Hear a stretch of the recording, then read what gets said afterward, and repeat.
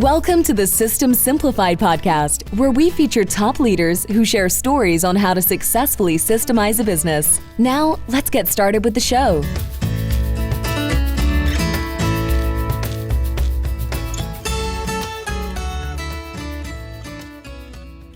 Hello, Adi Klevit here, the host of the System Simplified podcast, where I feature top founders, entrepreneurs, and thought leaders about systematizing a business. And today's episode is being brought to you by Business Success Consulting Group, where we create, document, optimize, and implement processes and procedures so businesses can grow and thrive. And today's guest is actually a recurring guest, which is Diane Mentzer. Hi, Diane. Hi, Adi. So good to have you. And we had a great conversation about processes the first time. So we decided, okay, we are going to talk about what you do, which is basically I'm going to give the bio before I go into diverge into different things, but we do need to give a big shout out to Jeremy Wise, who connected us from Rise 25. And he knows people, he really can read people, and he knew that we are going to hit it off, and you're going to be an amazing guest on this podcast. So thank you, Jeremy, for doing that. It's rise25.com. Go check it out.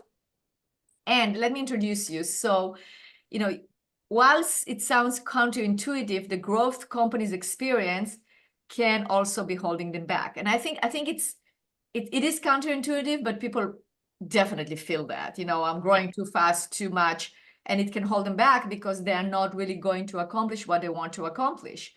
So because as people take on extra duties, confusion around who is doing what creeps in, and lines of communication get crossed, right? Because who does what? Yeah.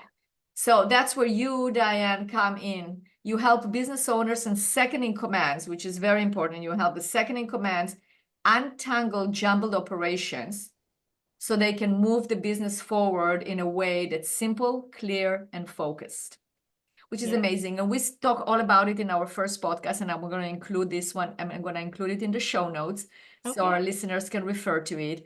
But now we're recording a second one because we really want to talk about the connection between understanding the unjumbled operation, like operations when they're jumbled, unjumbled, and the clear roles and responsibilities, and how does it align with well-documented processes and procedures?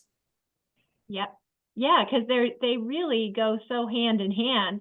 And that's what I thought about after our first one ended. I was like, wow, we didn't really talk about that intersection much, but understanding roles, so you understand the handoffs, you can be clear about who's doing what piece of the processes, you can look at how you're refining them. I just thought it'd be so interesting to dig into that a little bit, and what you're seeing from your side when you're working with the processes. How does role clarity help, and what are maybe some of the biggest bottlenecks that you're seeing when you go in and start documenting where you're seeing the role clarity issues? I thought that would just be super interesting to explore. I think so too. I think, what I see is that there is not enough clarity in terms of the process when you do not have an owner, right? When there is not an owner to that task.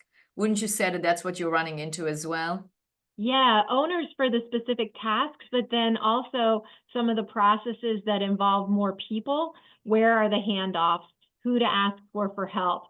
Why things fall apart because somebody thinks somebody else has it, but because two people are responsible for the same task and they're not clear where the dividing lines are, where the handoffs are. And I don't think I had this stat. I know I didn't have this stat when we first met, but I recently learned from some Gallup data that 47% of the U.S. workforce, only 47% is clear on what they're supposed to be doing. Only 7 or 47? 47% of the Well, that's good. That's better than what I would think and also depends when they say like they're clear about what needs to be doing. What does that mean? Maybe it's high level, but obviously, you want to have 100% because you cannot run an organization with 53% are not clear on what they're doing. That's a big mistake. Yeah, that's a big percent.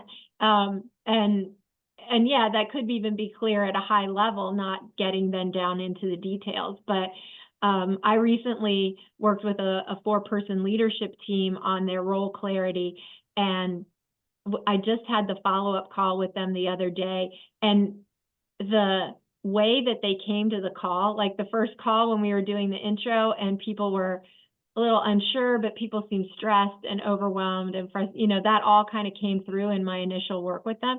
And at 30 days after having our joint session where we worked through the role clarity and some other challenges that they were facing, everybody on the call, like the whole tone of the call was different.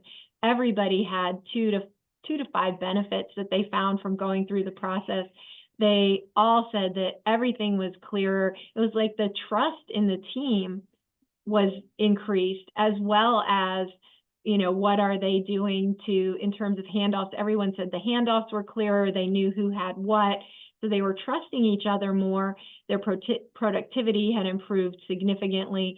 And the business owner said it had been a transformative 30 days, and we didn't even do that much, which is so amazing. Like, we just tweaked. They were in good shape, but we tweaked what they were doing and added a few time management things, but a lot of it too, then getting back to the processes. And now they told me they're digging into their processes and revisiting them to look at how do we strengthen them? Do we have the handoff? Do we have things documented? Do we have names by each of the things?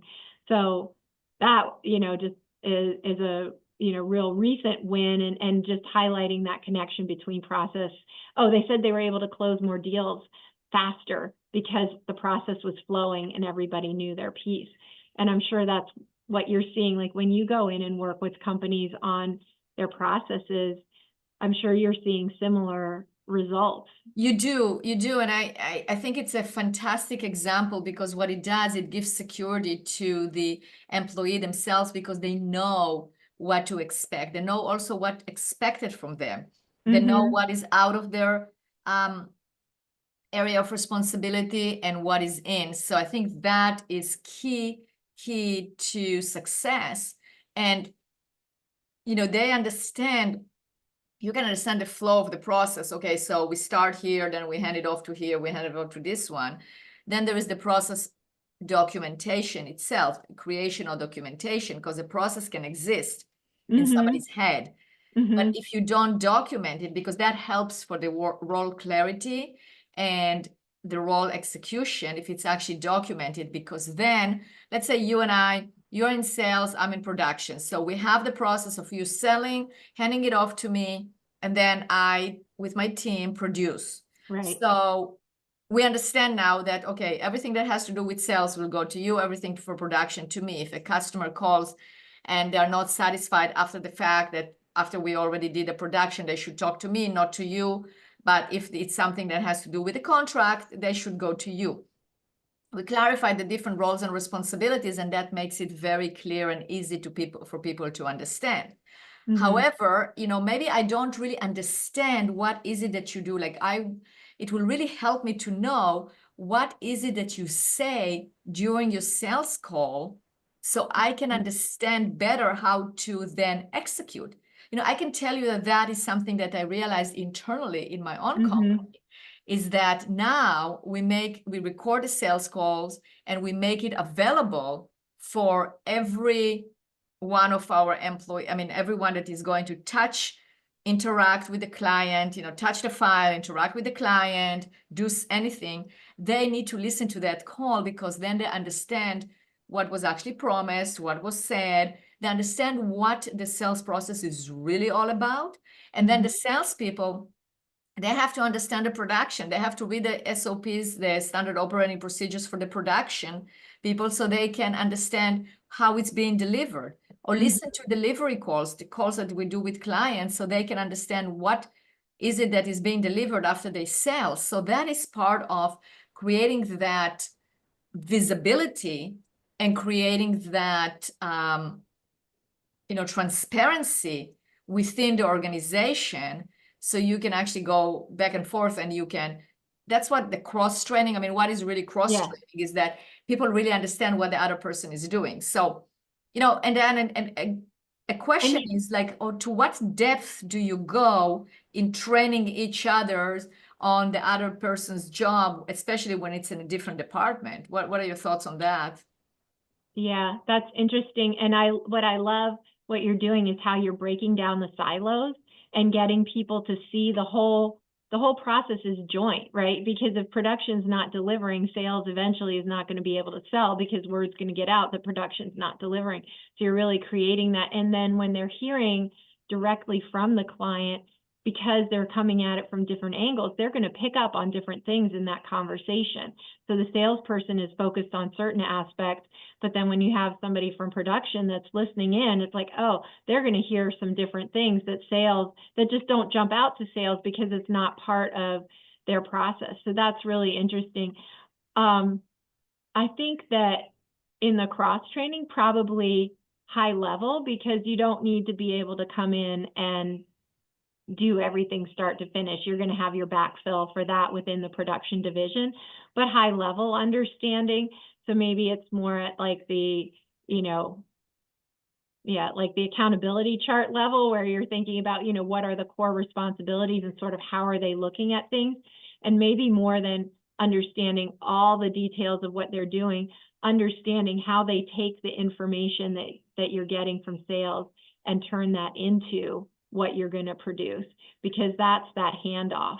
So it's what do I need to understand from sales to produce it, and sales, what do I need to understand that's happening in production that I can then help that be a value add to my sales conversation. Absolutely. Absolutely. I agree. So that's why it has to be available, but it has to be available in layers. Mm-hmm. So then the leadership team and anyone from another department can always know what the other people are doing in another department, but they don't necessarily have to go down into the weeds, but they know where it does exist. So if they ever need it for some Mm-hmm. reason, they can always go there. But having that transparency allows also to see where the bottlenecks are or where the gaps are, because again, with that example of sales and production, there might be a gap of a report from sales to production of what was actually sold. So then I can take that and get it to a different, so then we can take that and fill the gaps with, oh, we need a procedure of what to do. So when Diane finishes selling, she writes a report with all the explanations and everything that was promised. She sends it over to production. Production actually reads it, takes that, and then they don't have to bother the client again. Hey, what was sold to you? Right. Yeah. Yeah. I've seen it like before, like, I had actually somebody come to my home and it was an electrical company, highly recommended, a great company. But the technician walks in and he goes, well, I don't know what was sold. The salesperson just left and I don't know what was, what did you want done? And I was like, I don't feel really good about that. Let me call the supervisor and see, because I am not going to trust you to do things in my home if you don't know what. So that was lack. I mean, the supervisor apologized. It was lack of training, etc. And, but that's an example. It was actually a good example of what happens when you have a break in communication internally in the company. It shouldn't be like that, because even if the salesperson left, I mean, the notes should be there because there is a process on how to hand it from one to another. Yeah. And I think the majority, what do you think? I mean, I think the majority of the upsets or the frustration within teams is that lack of clear communication of what am I supposed to do and what am I supposed to give to you to take to then do something with it. Yeah, I think so. And I think, it was probably there at some point. And then as companies grow and you're doing more and things expand and people don't take the time to go back. And I get it, right? Everybody's overloaded. You're running the day to day. You've got all this stuff going on. But unless you take that time to just step back and clarify, okay, what are people really doing? How do they fit in? And the benefit that you're going to get from the improved productivity is going to quickly make up for any money, any time that you spend clarifying your processes, making sure your systems are running at peak performance, clarifying the roles, because that's all so connected. And then like an expert like you who's coming in and looking at their processes and finding gaps and tweaking, and here's how you refine it, make it better. you're going to save so much, those hidden costs about that but it's hard because you don't always see it like a direct, piece. But when you start to think about, well, if I've got 10 people on a team and each person's wasting 3 hours a week, okay, that's 30 hours a week. That's almost a full-time employee.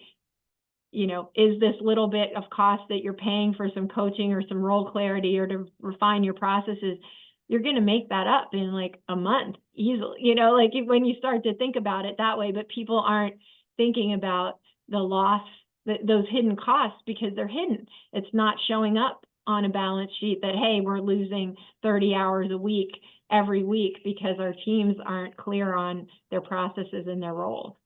That is exactly right. That is correct.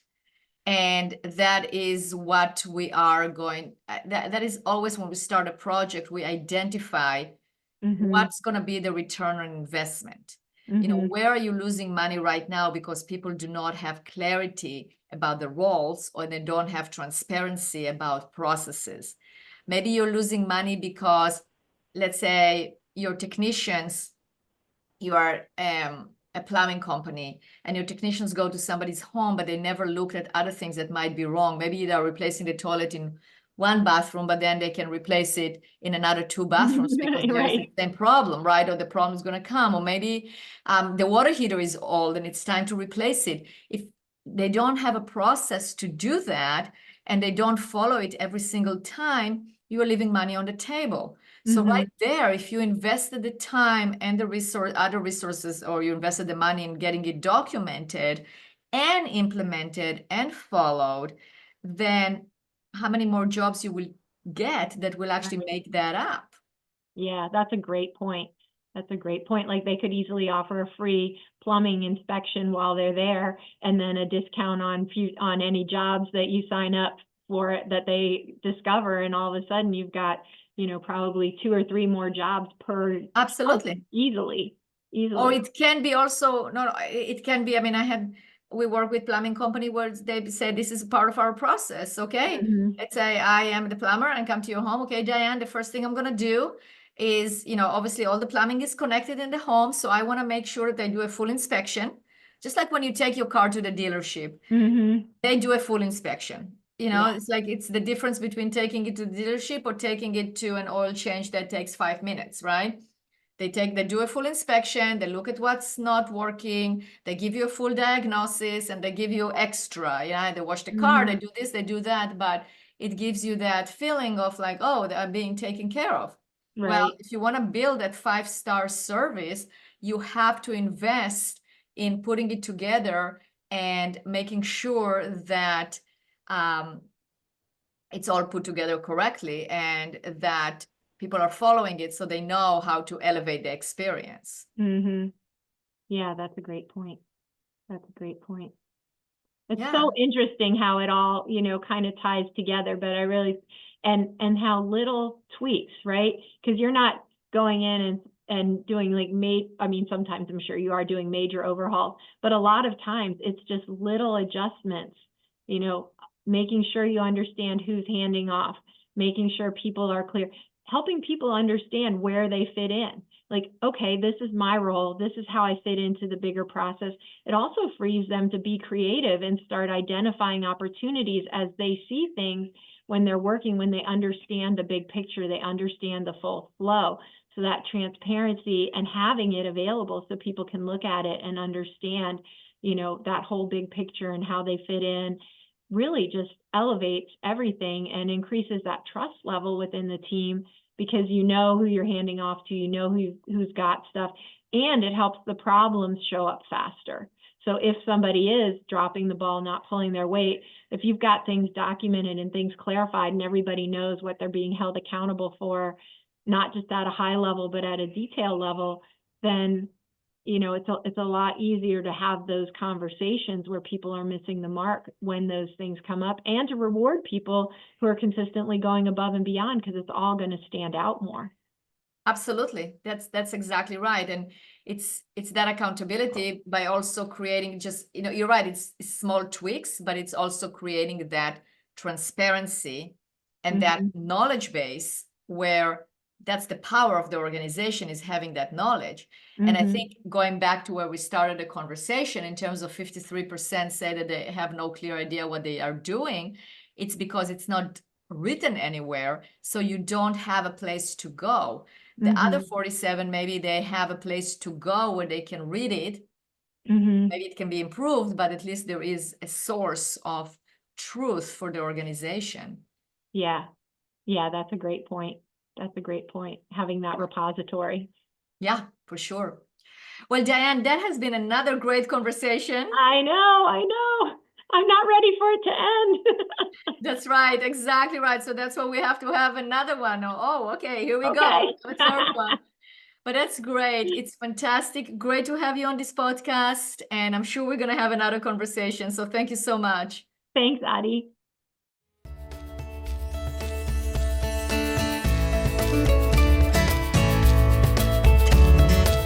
Thanks for listening to the System Simplified podcast. We'll see you again next time, and be sure to click subscribe to get future episodes.